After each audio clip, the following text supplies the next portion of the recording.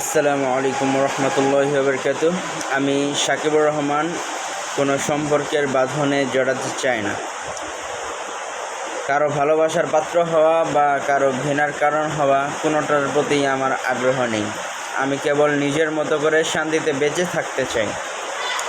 মায়া, ভালোবাসা আর ঘৃণা সব কিছু থেকেই আমি এক অদৃশ্য দূরত্ব বজায় রাখতে চাই এবং পছন্দও করি এই দূরত্বটা রাখতে।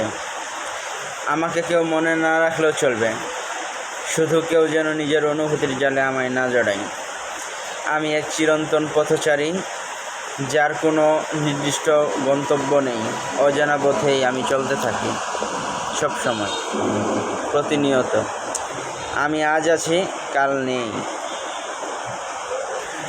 আমি আসলে মানসিকভাবে এই মুহূর্তে কোনো সম্পর্কে বা আবেগে জড়ানোর মতো অবস্থাতে নেই।